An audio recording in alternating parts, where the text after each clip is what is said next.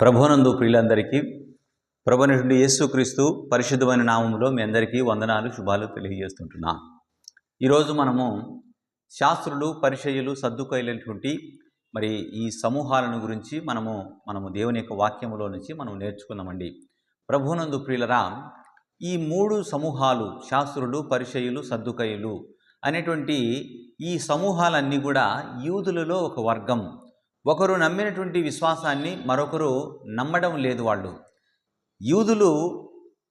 యూదులలో ఉన్నటువంటి ఈ సద్దుకైలు పరిసయ్యులు నమ్మేటువంటి దాన్ని వీళ్ళు నమ్మరు. పరిసయ్యులు ఈ సద్దుకైలు విశ్వసించేదాన్ని ఈ పరిసయ్యులు విశ్వసింపరు. అందుకే వీళ్ళు ఏ గుంపునకు ఆ గుంపునకు సంబంధించినవిగా ఉన్నాయి. కనుక ప్రియులరా, దేవుని యొక్క వాక్యములో మరి 4 సువార్తలలో వీళ్ళని గురించినటువంటి ప్రస్తావన మనకు కనబడుతుంది. అట్లాగే మనకు అపోస్తుల కార్యముల్లోనూ అట్లాగే పత్రికలను వీళ్లకు సంబంధించినటువంటి ప్రస్తావన అనేది మనకు కనబడుతుంది ప్రియులరా. కనుక దేవుని యొక్క వాక్యంలో మనము వీళ్ళని గురించినటువంటి ప్రస్తావన కొన్ని విషయాలలో మనం ధ్యానం చేసుకుంటూ మనం ముందుకు పోదామని చెప్పేసి మీ అందరికీ కూడా నేను నేను మీకు మనవి చేస్తుంటున్నాను. ముందుగా మనము లేఖన భాగాన్ని మనం చూసుకుందామండి. మత్తయి సువార్త 5వ అధ్యాయము 20వ వచనాన్ని మనం ధ్యానం చేసుకుందామండి. శాస్త్రుల నీతి కంటేను పరిచయుల నీతి కంటేను మీ నీతి అధికము కాని ఎడల మీరు పరలోక రాజ్యములో ప్రవేశింప నేరరని మీతో చెప్పుచున్నాను అని ప్రభు అంటున్నాడు. ఇక్కడ శాస్త్రుల నీతి పరిచయుల నీతి, వారి నీతి కంటే మీ నీతి అధికము కాని ఎడల, మీ నీతి ఎలా ఉండాలంటే శాస్త్రుల నీతి కంటే అధికముగా ఉండాలా, పరిచయుల నీతి కంటే అధికముగా ఉండాలా. అప్పుడే మీరు పరలోక రాజ్యములో మీరు ప్రవేశిస్తారు అని ప్రభు అంటున్నటువంటి మాట. ప్రభునందు ప్రియులరా, ఈ మాటను మనం ఆలోచిస్తే చాలా గుప్తంగా ఉన్నటువంటి ఈ విషయాలను గురించి మనం ఆలోచిస్తే కనుక మనకు చాలా విషయాలైనటువంటివి మనకు తెలుస్తాయి. ముందుగా మనము శాస్త్రుల నీతి ఏంటి, పరిచయుల నీతి ఏంటి, వాళ్ళ నీతి ఏంటో మనకు తెలిస్తేనే కదా మన నీతి వారికంటే అధికముగా మనము చేసుకోగలం. వారి నీతి కంటే మీ నీతి అధికము కాని ఎడల పరలోక రాజ్యములో ప్రవేశింపనేరరు, అంటే ప్రవేశించలేరు అని ప్రభు ఖచ్చితంగా చెప్తున్నాడు. ఇక్కడ పరిశీలన గురించి శాస్త్రుల గురించి మనం ఆలోచిస్తే వీళ్ళు మనుషుల ఎదుట పరలోక రాజ్యాన్ని మూసేశారని వీళ్ళని గురించి మత్తయి సువార్త 23వ అధ్యాయంలో ప్రభు సాక్ష్యం పలుకుతూ ఉన్నాడు. వీళ్ళు ఊరు ఆ రాజ్యములోనికి, మరొకరిని కూడా ఆ రాజ్యములోనికి పోనీయరు. ఆ రాజ్యంలోనికి పోయేటువంటి దారిని వీళ్ళు మూసేశారు అని ప్రభు అంటున్నాడు. కనుక ప్రియులరా, దేవుని యొక్క వాక్యములో వారి నీతి కంటే మీ నీతి అధికము కావాలి, అధికమైతేనే మీరు పరలోక రాజ్యములో ప్రవేశిస్తారు అని దేవుని యొక్క వాక్యం మనకు చాలా స్పష్టంగా తెలియజేస్తుంది. ప్రియులరా, మీరు 19వ వచనాన్ని మీరు చూస్తే కనుక పరలోక రాజ్యములో ఇద్దరు ఉన్నారు. పరలోక రాజ్యములో అల్పులు ఉన్నారు, పరలోక రాజ్యములో ఘనులు ఉన్నారు, గొప్పవాళ్ళు ఉన్నారు. 19వ వచనాన్ని మీరు చూస్తే కనుక ఇక్కడ మనకు అర్థమవుతుంది ప్రియులరా. కాబట్టి ఈ ఆజ్ఞలలో మిగుల అల్పమైన ఒక దానిని మీరి మనుషులకు అలాగున చేయ బోధించువాడెవడో వాడు పరలోక రాజ్యములో మిగుల అల్పుడనబడును. అయితే వాటిని గైకొని బోధించువాడెవడో వాడు పరలోక రాజ్యములో గొప్పవాడు అనబడును. ఇక్కడ పరలోక రాజ్యములో గొప్పవాడు, పరలోక రాజ్యములో అల్పుడు. దేవుని యొక్క వాక్యాన్ని మనం ఆలోచిస్తే కనుక ఈ రాజ్యం అనేది ప్రభువు ద్వారా మనకు ప్రారంభమైంది.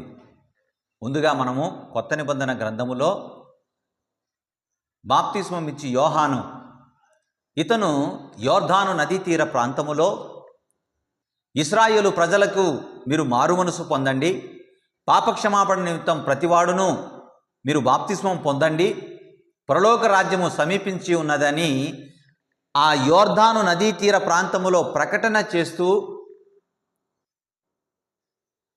ఎవరైతే నమ్ముతూ ఉన్నారో ఆ నమ్మిన వాళ్ళందరికీ కూడా ఆయన బాప్తిస్మం ఇస్తూ ఆ రాజ్యాన్ని గురించి ఆయన తెలియజేస్తున్నాడు. ప్రియులరా, ఒక విషయాన్ని ఇక్కడ మీరు గమనించాలి.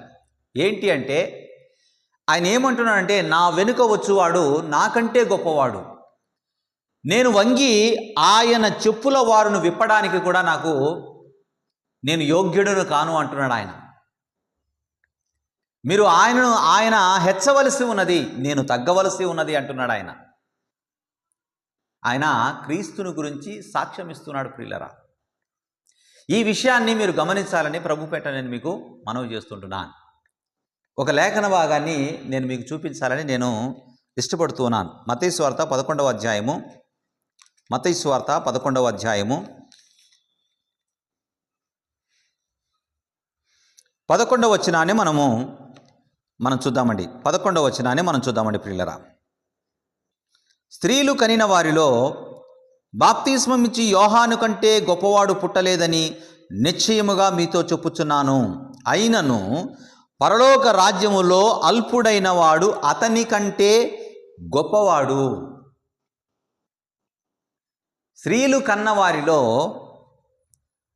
బాప్తిస్మం ఇచ్చి యోహాను కంటే గొప్పవాడు పుట్టలేదని నిశ్చయముగా చెప్పుచూ ఉన్నాను. ఇది ప్రభు అంటున్నటువంటి మాట. అయినను పరలోక రాజ్యములో అల్పుడైన వాడు అతని కంటే గొప్పవాడు. అతని కంటే గొప్పవాడు అంటే యోహాను కంటే గొప్పవాడు. ప్రభునందు ప్రియులరా, ఈయన ఆ రాజ్యాన్ని గురించి ప్రకటన చేశాడు, కానీ ఆ రాజ్యములోనికి ఇతను వెళ్ళలేదు. ప్రియులరా, ఈ రాజ్యం అనేది యేసు ప్రభు తన పరిచర్య ఎప్పుడైతే ప్రారంభించాడో అప్పుడే ఈ రాజ్యము యొక్క ఆరంభమైనది ఆ రోజు మనకు మొదలైనట్లుగా మనకు కనబడుతుంది. ప్రియులరా, అందుకే ఆ రాజ్యాన్ని గురించి ఆయన మనము మత్తయి సువార్తలో 4వ అధ్యాయంలో మనం చూడొచ్చు. ప్రియులరా, 4వ అధ్యాయంలో 17వ వచనములో మనం చూడొచ్చు. ప్రియులరా, 4వ అధ్యాయం 17వ వచనములో, అప్పటి నుండి యేసు పరలోక రాజ్యము సమీపించి ఉన్నది గనుక మారు మనసు పొందుడని చెప్పుచు ప్రకటింప మొదలు పెట్టెను. దేని గురించి ఆయన మాట్లాడుతున్నాడు? ఆ రాజ్యాన్ని గురించి ఆయన మాట్లాడుతూ ఉన్నాడు. యోహాను దేని గురించి మాట్లాడాడు? ఆ రాజ్యాన్ని గురించి మాట్లాడుతూ ఉన్నాడు ఆయన. కానీ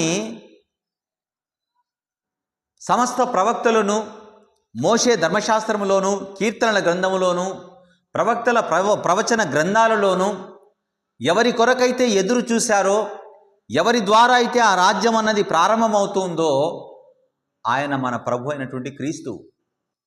క్రీస్తు అనేటువంటి ఆ మాటకు అర్థం ఏంటంటే అభిషిక్తుడు లేదా మెస్సియా.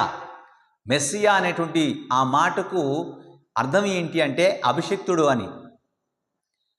అభిషేకింపబడిన వాడు, రాజుగా ఉండడానికి, రాజ్యం చేయడానికి ఆయన దేవుని వలన నియమించబడిన వాడు. చరిత్రను మనం ఆలోచిస్తే కనుక, ప్రభునందు ప్రియులరా, చరిత్రను మనం ఆలోచిస్తే కనుక ఈ చరిత్రలో మనకు చాలా విషయాలు మనకు తెలుస్తాయి. ప్రభునందు ప్రియులరా, ఈ సందర్భంలో ఈ లేఖన భాగాన్ని గురించి మనం ఆలోచన చేద్దామండి. పరలోక రాజ్యములో అల్పులు ఉన్నారు, పరలోక రాజ్యములో గొప్పవాళ్ళు ఉన్నారు. దేవుని వాక్యాన్ని గైకొనేవాడు వాడు గొప్పవాడు. దేవుని వాక్యాన్ని మీరి అంటే అతిక్రమించేటువంటి వాళ్ళు అల్పులు. ఈరోజు అందరూ దేవుని వాక్యాన్ని వింటూ ఉన్నారు. అందరూ గొప్పవాళ్ళ? వినేవాళ్ళు గొప్పవాళ్ళు కాదండి, వాక్యాన్ని గైకొనేవాళ్ళు గొప్పవాళ్ళు. దేవుని వాక్యం మనకు ఇదే చెప్తూ ఉంది. పరిసయ్యుల గురించి, శాస్త్రుల గురించి మనం ఆలోచిస్తే కనుక ఈ పరిసయ్యులు, శాస్త్రులు అనేటువంటి వీళ్ళు ఎలాంటి వారంటే దేవుని వాక్యాన్ని ప్రజలకు చెప్పేటువంటి వారుగానే ఉన్నారు. వాళ్ళు గైకొనేవారు కాదు, వాళ్ళు పాటించేవారు కాదు, వాళ్ళు కేవలం చెప్పేవారు మాత్రమే వాళ్ళు.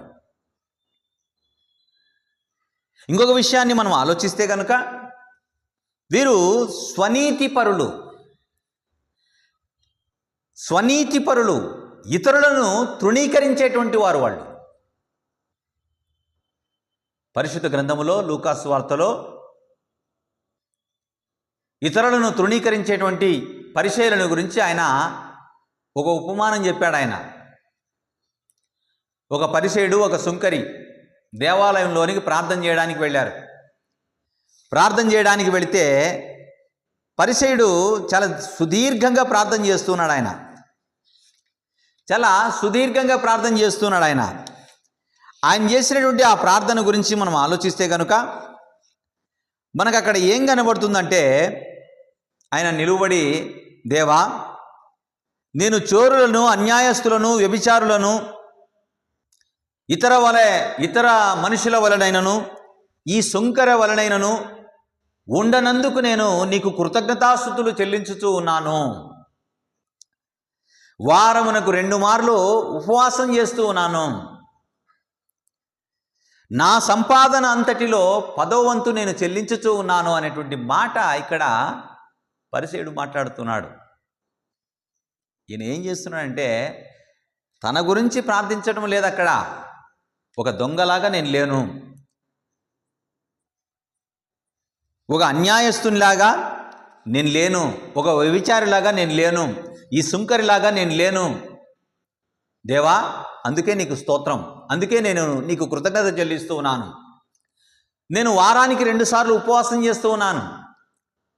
నా సంపాదన అంతటిలో నేను 10వ వంతు కూడా మీ సన్నిధికి ఇస్తూ ఉన్నాను. అబ్బా, ఎంత ఆశ్చర్యం ప్రియులారా! ఇతను చేసినటువంటి ప్రార్థన ఎట్లాగుందంటే, ఇంక నేనొక్కడే నీతిమంతుణ్ణి, నాలాగా అసలు ఎవరైనా ఉన్నారా? నాలాగా అసలు ఎవరైనా జీవిస్తూ ఉన్నారా? అందుకే దేవా, నేను నీకు కృతజ్ఞతాస్తుతులు చెల్లించుతూ ఉన్నాను. ప్రభునందు ప్రియులరా, అతను చేసినటువంటి ఆ ప్రార్థనను గురించి మనం ఆలోచిస్తే, ప్రభు ఎందుకు ఈ ఉపమానం చెప్పారనుకుంటున్నారు? ఆయన మనుషులను తృణీకరిస్తున్నారు. అక్కడ లూకాసు వార్త 18వ అధ్యాయం 9వ వచనములో మనం చూడొచ్చు ఈ మాట. తామే నీతిమంతులమని తమ్మును నమ్ముకొని ఇతరులను తృణీకరించు కొందరితో ఆయన ఈ ఉపమానము చెప్పెను. మేమే నీతిమంతులము, మాకంటే నీతిమంతులు లేరు. ఎవరైతే ఇతరులను తృణీకరిస్తూ ఉన్నారో వారిని గురించే ఈ ఉపమానం చెప్తూ ఉన్నాడు ఆయన. పరిచయుని యొక్క ప్రార్థనలో మనం చూస్తున్నాం కదా, తన గురించి ఏం మాట్లాడటం లేదు ఆయన. దొంగను గురించి, వ్యభిచారుని గురించి, సుంకరి గురించి, అన్యాయస్తుల గురించి, వాళ్ళ గురించి, వీళ్ళ గురించి, అందరి గురించి మాట్లాడుతూ ఉన్నాడు. కానీ తన గురించి మాట్లాడుకుంటున్నాడా? ఏం మాట్లాడటం లేదు ఆయన. దీన్ని బట్టి మనకేమర్థం అవుతుందంటే, ఈ పరిచయులు ఎట్లాంటి వాళ్ళంటే స్వనీతి పరులు, మేమే నీతిమంతులము అని ఇతరులను వాళ్ళు తృణీకరిస్తూ ఉన్నారు ప్రియులరా. కానీ దేవుని యొక్క వాక్యం ఏమంటుందో తెలుసా?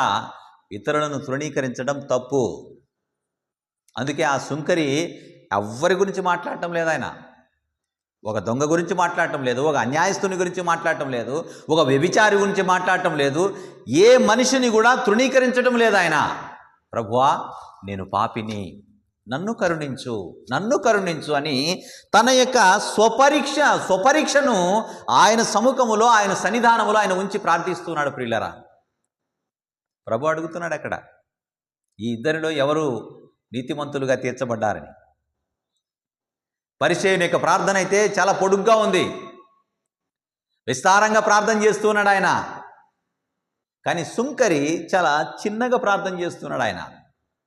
కానీ ఈ ఇద్దరికంటే ఎక్కువ నీతిమంతుడుగా తీర్చబడింది మాత్రం సుంకరే.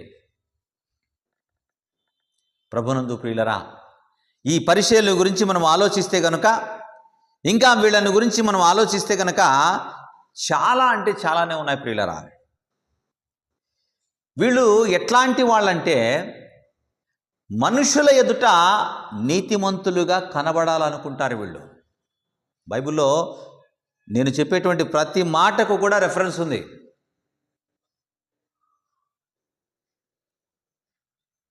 మనుషుల ఎదుట నీతిమంతులుగా కనబడాలనుకుంటారు వీళ్ళు. మనుషుల ఎదుట గనులుగా కనబడాలనుకుంటారు వీళ్ళు. ఒక విషయాన్ని నేను మీతో చాలా స్పష్టంగా చెప్పాలని నేను ఆశిస్తున్నాను ప్రియులారా. వీళ్ళు ఎట్లాంటి వాళ్ళంటే,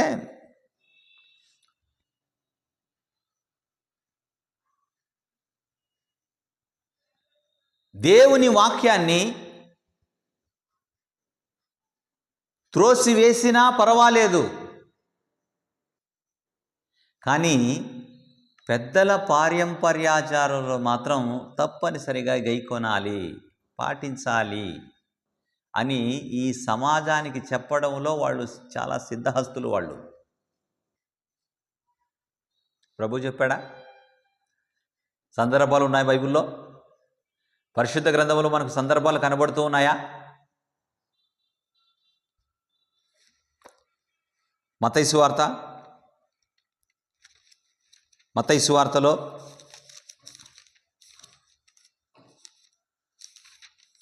15వ అధ్యాయము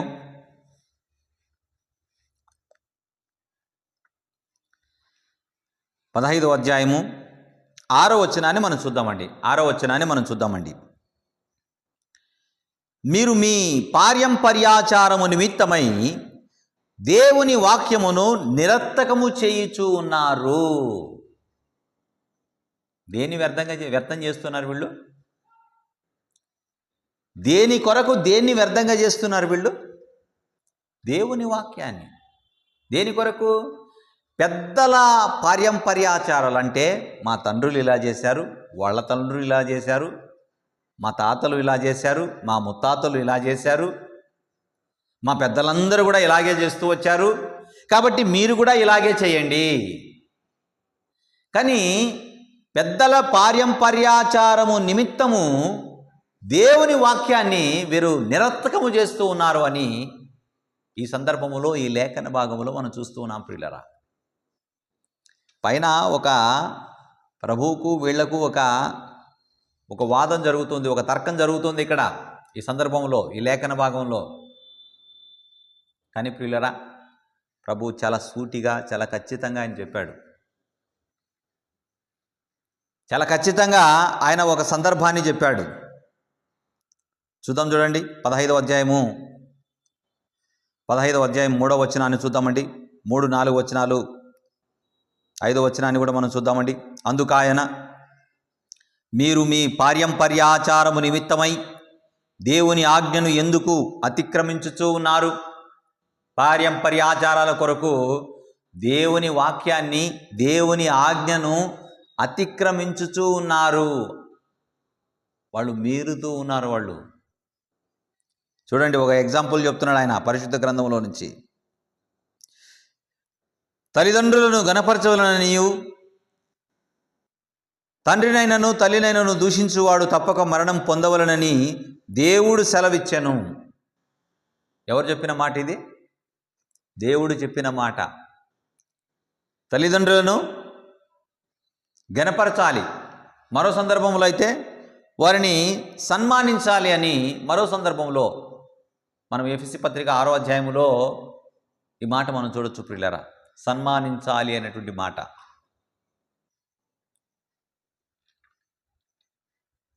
కానీ వీళ్ళేం చెప్తారు అంటే, 5వ వచనాన్ని మనం చూద్దామండి. మీరైతే అంటే ఎవరు? ఇంతవరకు మనం ఎవరి గురించి మాట్లాడుకుంటున్నామో వాళ్ళు. మీరైతే ఒకడు తన తండ్రినైనను తల్లినైనను చూచి, నా వలన నీకేది ప్రయోజనకరమగునో అది దేవార్పితమని చెప్పిన ఎడల అతడు తన తండ్రినైనను తల్లినైనను గణపరచనక్కరలేదని చెప్పుతూ ఉన్నారు. అర్థమవుతుందా ఈ మాట? ఈ లేఖన భాగంలో ఈ మాట చూస్తున్నారు కదా మీరు, అర్థమవుతుందా? దేవుని వాక్యాన్ని ఎలా అతిక్రమిస్తూ ఉన్నారు వీళ్ళు. తల్లిదండ్రులను గణపరచాల్సినటువంటి అవసరం ఏమీ లేదు, సన్మానించాల్సినటువంటి అవసరం ఏమీ లేదు. నేను దేవుణ్ణి ప్రేమిస్తూ ఉన్నాను, నేను దేవుణ్ణి ప్రేమిస్తూ ఉన్నాను, కాబట్టి నా వలన నీకు ప్రయోజనకరమైనది ఏదో అది దేవార్పితం. అంటే దేవుని కొరకు నేను కొంత ఇస్తున్నాను, నా రాబడిలో, నా సంపాదనలో. అదే చెప్తున్నాడు ఆయన. ఈ సందర్భంలో మరొక లేఖన భాగాన్ని నేను మీకు చూపించాలని నేను ఆశిస్తున్నాను ప్రియులరా.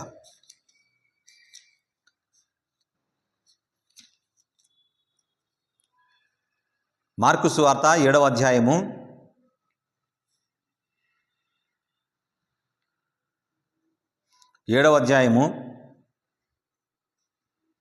10వ వచనాన్ని మనం చూద్దామండి.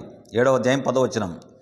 నీ తల్లిదండ్రులను గణపరచవలననియు తండ్రినైనను తల్లినైనను దూషించు వానికి మరణశిక్ష విధింపవలననియు మోషే చెప్పెను కదా. అయినను మీరు ఒకడు తన తండ్రినైనను తల్లినైనను చూచి నా వలన నీకు ప్రయోజనకరమగునది ఏదో అది కొర్బాను అనగా దేవార్పితమని చెప్పిన ఎడల తన తండ్రికైనను తల్లికైనను వారిని ఏమీయూ చెయ్యనీయక మీరు నియమించిన పారంపర్యాచారముల వలన దేవుని వాక్యమును నిరర్థకము చేయుదురు. ఇటువంటివి అనేకములు మీరు చేయుదురని చెప్పాను. ఇదొక్కటే కాదు, మీరు ఇంకా చాలానే చేస్తూ ఉన్నారు. ఒక ఎగ్జాంపుల్ చెప్తున్నాడు అంతే ఆయన. ప్రభునందు ప్రియులరా, ఇక్కడ దేవుని యొక్క వాక్యాన్ని మనం ఆలోచిస్తే కనుక దేవుని యొక్క వాక్యములో తల్లిదండ్రులను సన్మానించాలి, వారిని గణపరచాలని మనకు దేవుని యొక్క వాక్యములో అంటే మనకు ధర్మశాస్త్రములో మనకు కనబడుతుంది. తల్లిదండ్రులను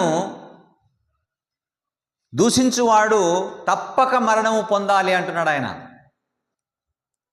ధర్మశాస్త్రాన్ని అతిక్రమించే వారికి శిక్షలు చాలా ఘోరంగా ఉంటాయి ప్రియులరా. వాళ్ళను రాళ్లతో కొట్టి చంపడమే, వాళ్లకు క్షమాభిక్ష లేదు. ముఖ్యంగా ఈ పరిసయ్యుల యొక్క వర్గం ఎట్లాంటిదంటే అసలు కనికరం అన్నది చూపించకుండా చంపేసేటువంటి వాళ్ళు వీళ్ళు. దయలేదు. కనుక ప్రియులారా, మనము ఈ లేఖన భాగాన్ని మనం ఆలోచిస్తే కనుక ఈ లేఖన భాగములో మనకు ధర్మశాస్త్రంలోనూ అలాగే మనకు సువార్తలలో అంటే మనం మత్తయి సువార్తలో చూసాం, మనం మార్కు సువార్తలో చూసాం. నేను దేవుని కొరకు నేను ఇచ్చేది అంటే మీకు ఇచ్చేది ఏందో నేను దేవునికి ఇస్తూ ఉన్నాను, అది దేవార్పితంగా ఉంది, కాబట్టి నేను మీకేం చెయ్యను అంటే ఇది ఎవరు నేర్పిస్తున్నారు ఇక్కడ? అర్థం చేసుకుంటున్నారా? వీళ్ళే నేర్పిస్తున్నారు. ప్రభునందు ప్రియులరా, ఈ విషయాన్ని ఇంకా కొంచెం మీరు ఆలోచించాలని ప్రభు పేట నేను మీకు సెలవిస్తుంటున్నాను ప్రియులరా, తెలియజేస్తుంటున్నాను. అయితే అపోస్తలుడైనటువంటి పౌలు తిమోతికి రాసినటువంటి పత్రికలో 5వ అధ్యాయం 4వ వచనంలో ఆయన ఒక మాట అంటాడు. తమ తల్లిదండ్రులకు ప్రత్యుపకారము చేయుటకును నేర్చుకొనవలెను, ఇది దేవుని దృష్టికి అనుకూలమై ఉన్నది అంటాడు ఆయన. తిమోతి ఎవరో మన అందరికీ తెలుసు కదా, పౌలు యొక్క శిష్యుడు, నిజమైన నా కుమారుడు, సువార్త వలన రక్షింపబడిన వాడు, పరిచర్యలో నమ్మకమైన వాడు. ఆయనకి చెప్తున్నాడు ఆయన, తల్లిదండ్రులు ప్రత్యుపకారము చేయడం, ఉపకారానికి ప్రత్యుపకారం చేయాలి అంటున్నాడు ఆయన. ఎవరికి చేయమంటున్నాడు ఆయన? తల్లిదండ్రులకు చేయమంటున్నాడు ఆయన.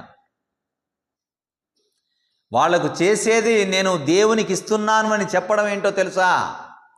దేవుని వాక్యాన్ని అతిక్రమించడం. ఈ లేఖన భాగం దేవుడు చెప్పిన దానిని అనేకమైనటువంటి సందర్భాలు మనకున్నాయి. అయితే కొన్నింటినే మాత్రమే మనం చూస్తూ ఉన్నాం. తల్లిదండ్రులను గురించినటువంటి విధి మనకు కనబడుతుంది. కాబట్టి వాటిని మనము గైకొనాలి. పరిచయులైతే ఈ సమాజానికి వాళ్ళు నేర్పిస్తూ ఉన్నారు, కానీ మనం అలా ఉండకూడదని దేవుని యొక్క వాక్యం అంటుంది.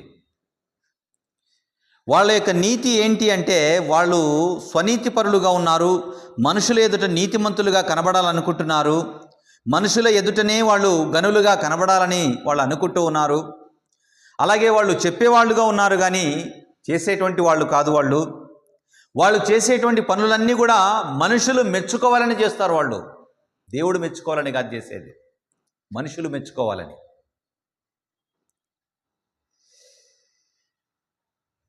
మనుషుల చేత బోధకులుగా పిలువబడటం అంటే ఇంకా చాలా ఇష్టం వాళ్ళకి.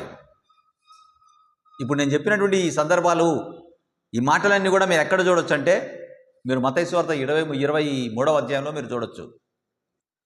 23వ అధ్యాయంలో నేను చెప్పినటువంటి ఈ మాటలన్నీ కూడా మీరు చూడొచ్చు. అక్కడ 23వ అధ్యాయం అంతా కూడా వాళ్ళను గురించి ఆయన మాట్లాడుతూ ఉన్నాడు. వాళ్ళను వేషధారులని, అందులైన మార్గదర్శకులు అని, అవివేకులు అని, సున్నము కొట్టిన సమాధులను పోలి ఉన్నారు అని, ప్రవక్తలను చంపినటువంటి వారి కుమారులు అని, ఈ మాటలన్నీ కూడా ప్రభువు వారిని గురించే మాట్లాడుతున్నాడు. ఆయన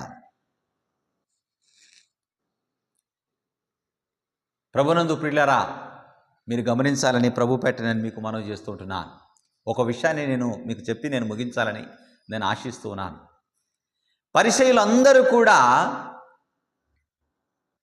అదే మాదిరిగా ఉన్నారని నేను చెప్పట్లేదు. పరిసయ్యులందరూ కూడా వేషధారులని నేను చెప్పట్లేదు. ఎందుకంటే ఒక నికోదేము ఉన్నాడు, గమలీయేలు ఉన్నాడు. వీళ్ళు పరిసయ్యులుగా ఉన్నప్పటికీ నీతిపరులుగా ఉన్నారు. వాళ్ళు నీతిపరులు అని దేవుని వాక్యం సాక్ష్యం ఇస్తుంది ప్రియులారా, నికోదేముని గురించి, గమలీయేలు గురించి. అలాగే అపోస్తలుడైన పౌలు కూడా ప్రభు అయినటువంటి యేసును నమ్మక ముందు ఆయన కూడా పరిసయ్యుడుగా ఉన్నాడు. పౌలు యొక్క గురువు ఎవరనుకుంటున్నారు? గమలీయేలు పాదాల దగ్గర పెరిగినవాడు కదా పౌలు. పరిసయ్యుడిగా పిలువబడుతుంటున్న ఆయన. కనుక ప్రియులరా, వీళ్ళు పరిసయ్యులుగా మరి పిలువబడుతూ ఉన్నప్పటికీ వీళ్ళు నీతిమంతులుగా జీవించారు అని మనకు దేవుని యొక్క వాక్యంలో మనకు కనబడుతుంది ప్రియులరా. కనుక ప్రియులరా, ఈ మాటలన్నీ కూడా మీరు ఆలోచించండి. ఇప్పటి వరకు మీరు శాస్త్రుల నీతి కంటేను పరిసయ్యుల నీతి కంటేను మీ నీతి అధికము కాని ఎడల మీరు పరలోక రాజ్యములో మీరు ప్రవేశించలేరు. వాళ్ళు మనుషులు మెచ్చుకునే దానికి ఏ పనైనా కూడా చేస్తారు వాళ్ళు. కానీ ఏ పని చేసినా కూడా దేవుడు మెచ్చుకునేలాగా మనం పని చేయాలా. మనం ఏం పని చేసినా కూడా, మనం ఏది చేసినా కూడా మనుషుల కొరకు కాదు, మనం దేవుని కొరకు చేయాలా. దేవుడు దేన్నైనా ఉపేక్షిస్తాడేమో కానీ వేషధారుడు మాత్రం ఆయన ఉపేక్షించడు. ఒక వ్యభిచారికి, ఒక దొంగకు, ఒక నరహంతకునికి క్షమాపణ ఉంది, కానీ వేషధారికి మాత్రం అసలు క్షమాపణ లేనే లేదు. ప్రభునందు ప్రియులరా, అలాగే మనము దేవుని యొక్క వాక్యములో అందులైన మార్గదర్శకులు అంటే దారి చూపించేటువంటి వాడు, అతనికి ఆ దారి చాలా తేటగా కనబడాలి. అప్పుడే అందరినీ ఆ దారిలో నడిపించగలడు. కానీ వీళ్ళు ఎట్లాంటి వాళ్ళంటే వీళ్ళకే దారి కనపట్లేదు, కానీ వీళ్ళు మరొకరికి దారి చూపించేటువంటి వారుగా ఉన్నారు. మీరు దేవుని యొక్క వాక్యాన్ని అర్థం చేసుకుంటున్నారని నేను అనుకుంటూ ఉన్నాను. గుడ్డివాడు గుడ్డివానికి దారి చూపిస్తే ఇద్దరు కలిసి గుంటలో పడతారు అన్నాడు ప్రభువు. కనుక ప్రియులరా, దారి చూపించేటువంటి వారు చక్కగా దారి చూపించాలి. ఒకవేళ దారి కనబడకుండా చూపించాలని ప్రయత్నం చేస్తే మాత్రం అది చాలా ప్రమాదం. ఇద్దరు కలిసి గుంటలో పడతారంటున్నాడు ఆయన.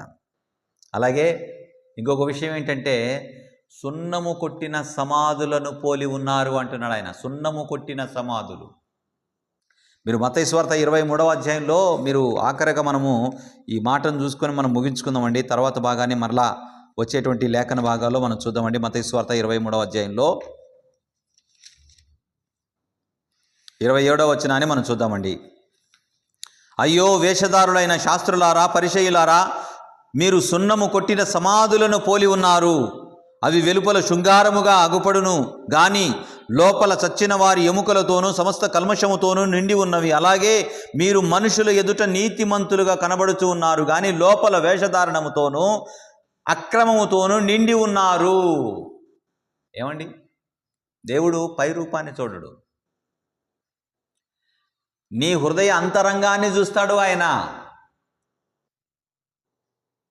అందుకే సమాధులను గురించి ఆయన చెప్తూ ఉన్నాడు. ఆయన ఈ సమాధులన్నీ కూడా చూడటానికి చాలా శృంగారంగా కనబడతాయి, అందంగా కనబడతాయి సమాధులన్నీ కూడా. ఆ సమాధుల మీద ఉన్నటువంటి బొమ్మలు కానివ్వండి, ఆ సమాధులను గ్రానైట్తోనూ టైల్స్తోనూ వారి వారి స్తోమతను బట్టి ఆ సమాధులను ఎంతో అందంగా దాన్ని అలంకరిస్తారు ప్రియులరా. కానీ ఆ సమాధి లోపల ఎలా ఉంటుందో తెలుసా? కల్మషం, కంపుతోనూ ఎముకలతోనూ. అది ఎలా ఉంటుందంటే అలా ఉంటుంది ప్రియులరా, కల్మషంగా ఉంటుంది ప్రియులరా. ఇది నేను చెప్పినటువంటి మాట కాదండి, ప్రభువు ఈ పరిచయుల గురించి, శాస్త్రుల గురించి ఆ ప్రభువే చెప్పుచున్నటువంటి మాట ప్రియులరా. స్వయంగా ఇది ప్రభువు చెప్పుచున్నటువంటి మాట ఇది. అందుకే వాళ్ళైతే ఇలా ఉన్నారు, మనుషుల ఎదుట వాళ్ళు నీతిమంతులుగా కనబడాలని వాళ్ళు యోచన చేస్తున్నారు, కానీ దేవుని ఎదుట వాళ్ళు నీతిమంతులుగా కనబడటం లేదు. వాళ్ళు చేసేటువంటి ప్రార్థన కానివ్వండి, వాళ్ళు చేసేటువంటి పనులు కానివ్వండి, వాళ్ళు మనుషులను తృణీకరించేవారుగా ఉన్నారు. కానీ నువ్వు అలా ఉండకూడదు. వాళ్ళు వాక్యాన్ని ఇతరులకు బోధించేటువంటి వారుగా ఉన్నారు, కానీ వాళ్లకు దాన్ని అప్లై చేసుకోవడం లేదు. ప్రభునందు ప్రియులరా, దేవుని వాక్యాన్ని మీరు గమనించాలని ప్రభు పెట్టనని మీకు మనవి చేస్తుంటున్నాను ప్రియులరా. కానీ వీళ్ళు ధర్మశాస్త్రాన్ని అవలంబిస్తూ ఉన్నారు, కానీ ఆ ధర్మశాస్త్రం వలన నీతిమంతులుగా మాత్రం ఎంత మాత్రము కూడా వాళ్ళు తీర్చబడలేరు ప్రియులరా. వీళ్ళు చేసేటువంటి పనులన్నీ కూడా ఇలా ఉన్నాయి అని చెప్పేసి మనకు దేవుని యొక్క వాక్యంలో మనకు కనబడుతుంది ప్రియులరా. కనుక ప్రియులరా, ఇంతవరకు మీరు ఈ పరిచర్యలను గురించి, శాస్త్రుల గురించి మీరు విన్నారు కదా. దేవుని యొక్క వాక్యాన్ని గైకొనండి, అప్పుడు మీరు పరలోక రాజ్యంలో గొప్పవాళ్ళుగా ఉంటారు. పరిచర్యలాగా ప్రవర్తించినట్లయితే, పరిచర్యలాగా మీరు ప్రవర్తించినట్లయితే ఆ రాజ్యములోకి మీకు అసలు ప్రవేశము ఉండదు. మనము మనుషులకు కనబడాలని కాదు ఏ పని చేసినా చేయాల్సింది, దేవునికి కనబడాలని చేయాలి. దేవుడు నన్ను చూస్తూ ఉన్నాడని చేయాలి. పరిచర్యలాగా మనం మనుషులను తృణీకరించకూడదు, పరిచర్యలాగా ఎవరిని ఎత్తి పొడవకూడదు, పరిచర్యలాగా ఏ పని చేసినా కూడా అందరికీ కనబడాలని చేయకూడదు. దేవునికి కనబడాలని చేయాలి. దేవుడు నన్ను చూస్తూ ఉన్నాడని చేయాలి. దేవుని యందు భయభక్తులు కలిగి ఉండి చేయాలి. పరిచయులు, శాస్త్రులు సున్నము కొట్టినట్టు సమాధులను పోలి ఉన్నారు. బయట మాత్రమే వాళ్ళు